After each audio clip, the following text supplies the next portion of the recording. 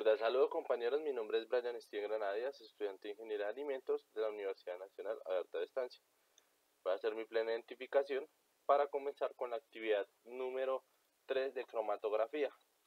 Vamos a hacer un breve recorrido sobre cromatografía de gases y cromatografía de gases líquida de alta eficiencia.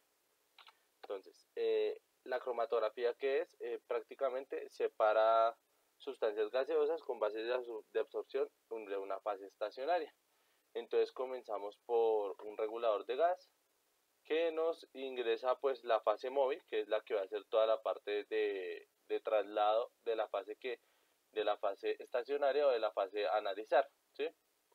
Entonces, hay un inyector de muestra que va recorriendo todo el camino hasta llegar al amplificador que nos arroja un cromatograma.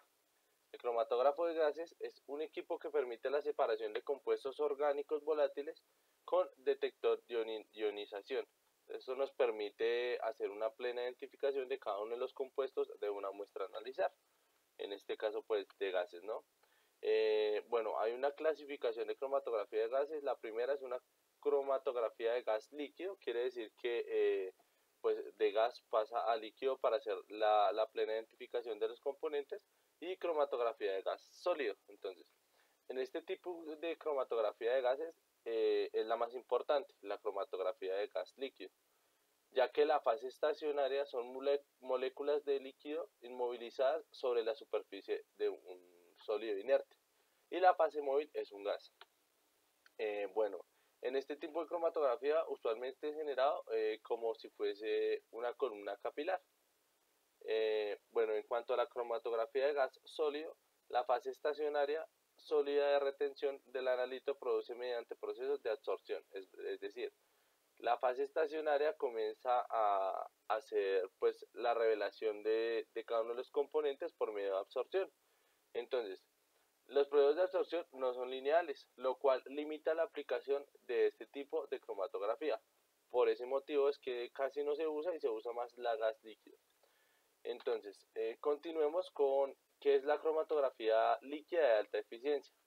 Bueno, en la cromatografía líquida de alta eficiencia tenemos una fase móvil que ingresa a una bomba y ingresa un inyector, ¿sí? Acá en este inyector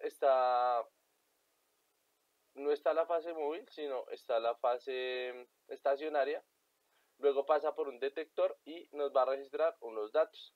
Entonces, en este tipo de cromatografía, la columna entra en acción de una bomba, que se hace una mezcla de compuestos o analitos, es decir, toda la fase móvil que va llevando nuestra muestra pasa por la columna y seguidamente por el detector para registrarnos unos datos. La fase estacionaria a un flujo especificado, es decir, debe cumplir unas condiciones de temperatura y de flujo para que podamos hacer una correcta revelado de todos los compuestos que tenga el gas.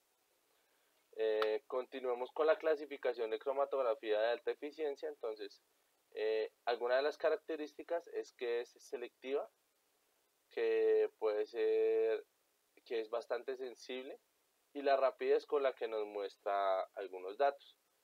Los parámetros, entonces los parámetros que debe tener en cuenta es la naturaleza de la fase estacionaria, el tamaño de la partícula que nosotros necesitamos analizar y el huyente que sea adecuado para el proceso. Y el siguiente parámetro que debemos tener en cuenta es el detector, que el detector sea el apropiado para hacer el correcto revelado del cromatograma. Existen dos fases, la fase directa y la fase en reversa.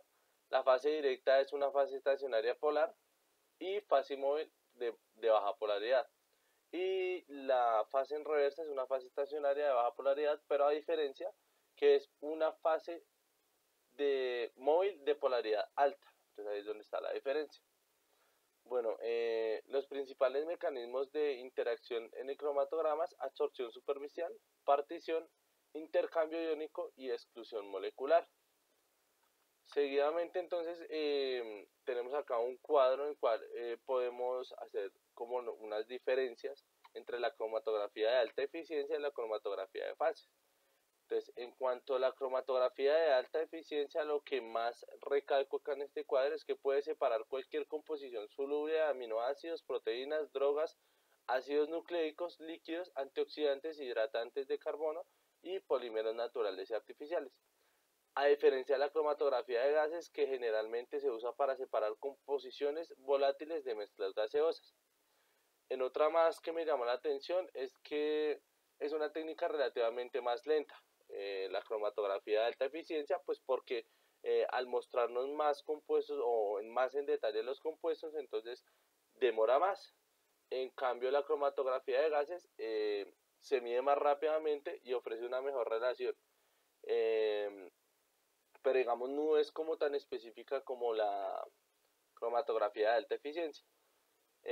Bueno, por último, entonces estas son las referencias bibliográficas utilizadas que tenemos en el video. Y muchas gracias, tutor, muchas gracias, compañeros, y espero verlos en una siguiente ecuación.